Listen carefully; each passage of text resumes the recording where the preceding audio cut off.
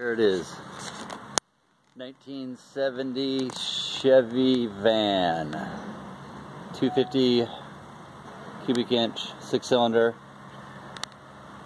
3-speed manual transmission. It's had a new clutch about a year ago. New muffler.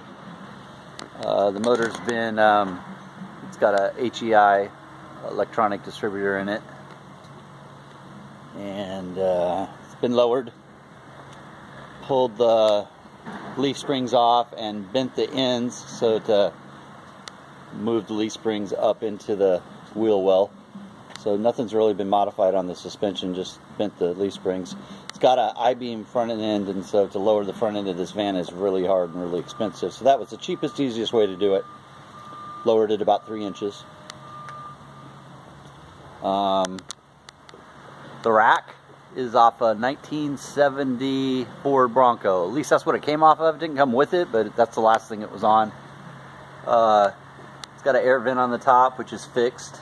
It doesn't open. Right there you can see some Bondo popping off. Right here you can see Bondo work around the gas cap. That lens is popped off. It lights up right there, but this one right here is popped off. It's easy enough fix. New wheels. They're American Racing. I think they're torque thrust. I don't know what they are. New tires. Less than 1,000 miles on those. Somebody's little aftermarket idea. They put a piece of rubber molding down here, kind of screwed it on, pop riveted it on, and then painted it the color of the van. It is a Chevy 90 van. You can see here, I don't know how well you'll be able to see in this picture, but you can see the waviness of the body. That is more Bondo work in the van. If you go to the front of the van here too, you can tell where the Bondo's popping up. Right here and here.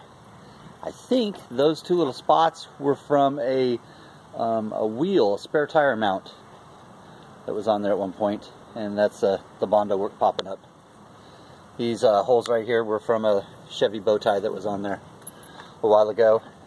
A little bit of rust down here at the bottom around the window. It's not so bad here. These things are known for rusting on the windows. In all, it's in pretty good shape. Oh, and it's got dice. So there that is. Down here on the bottom is where the most, little bit of cancer right there. Paint's popping up. Not bad for a 50-year-old van or so. Head over here. You know, nothing major over here. You can tell some runs in the paint. Wasn't the best paint job. Runs over here in the paint, kind of a little discoloration.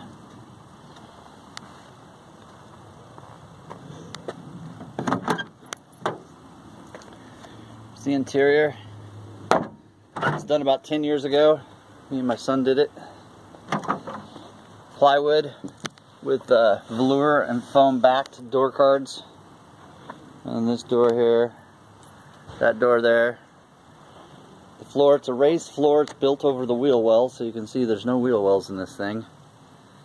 And you know, it's raised up all the way around. This right down here, you can pull this out, and there's storage. Got a spare tire under there. I don't know if you can see it. Some extra material, the velour material. Bumper jumper cables there. And put that thing back in. You just kind of set it up in there and push it. To pull it out, there's a little piece of leather right here. You just pull it out. So that's kind of cool. It's got lights right there. It's got a light back here. A light back there. There's the rear door. You can see a little bit of sunlight peeking through right there. The hinges on these rear doors are spread. Paneling all the way through the top. It's got a sunroof.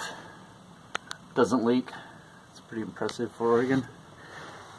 got some curtains you can drop down so you can kind of have a little bit of privacy in the back when you're sleeping, or you can make the front of the cab a little smaller, easier to heat. Here's the front end. Covered the door cards there in the same velour. The bucket seats here, they do not come in this thing. They're not stock with it. They're welded in place. They would have to be cut out. I've always wanted to go back to the stock ones. Old wooden steering wheel. As far as the gauges go, the generator light comes on there. The fuel works. The oil doesn't work there. Temperature gauge down there. It's pretty basic. I'll open that up right now.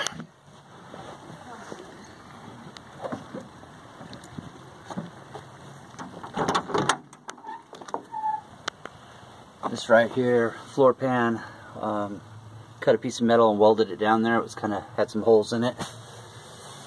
You can see some holes here. There's a hole there. There's a hole there. Hole right there where the cable goes through. Hole right there where the heater core hoses go through. So a little bit of work to seal up this front end so that air is not coming through it. Here's the seats that I was telling you about a minute ago. They aren't stock. It wasn't a good choice, but when I put a blanket over the doghouse, one, because it's ugly and I didn't want to recover it, and two, because when they put these seats in, they were too wide, so they kind of bent the side of the doghouse to fit, you know. 10 years and it's worked fine. 250 electronic ignition, single carb, relatively new, could use a little adjusting. EGR stuff's not hooked up, leaks a little bit of oil, it's pretty common. Yeah, I don't know what else to say.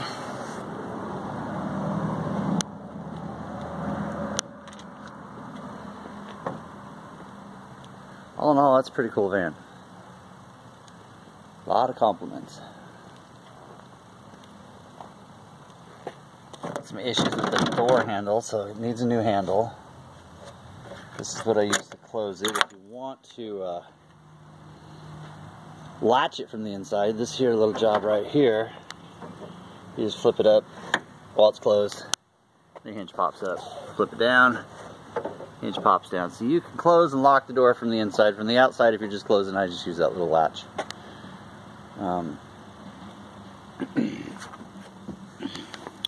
Handle on the inside. There it is. Yeah.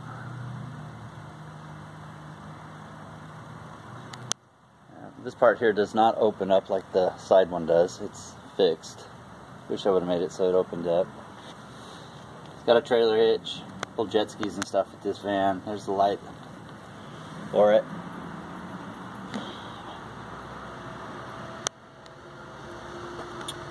Little nick right there in the paint. Piss on addiction. I'm a drug and alcohol counselor, so I kind of thought that was cool. Something the interior hit the wall before I did the interior. It's got a little dimple popping out there. Old truck mirrors. They probably look cooler with little custom mirrors, maybe up on the wing here. You know, that whole thing. But I didn't want to have to fill the holes. Yeah, oh, here's a good one too. The bushing and the bearings are going out in the steering wheel, and it was all sloppy, so I welded the piece here so it wouldn't move anymore. Good and solid now. It's a kind of a temporary permanent fix. Not the best, but you can't find, good luck finding one of these steering columns to put a new one in there. You know, speedo works. Dusty and dirty, missing some knobs. Heater works. You gotta pull it to turn it on, and I use a little vice grips for it. I got a vice grip over here on that door. Say hi, Lola. That's Lola. Any trips in the van. Anyways, there she is. Let me know if you have any questions.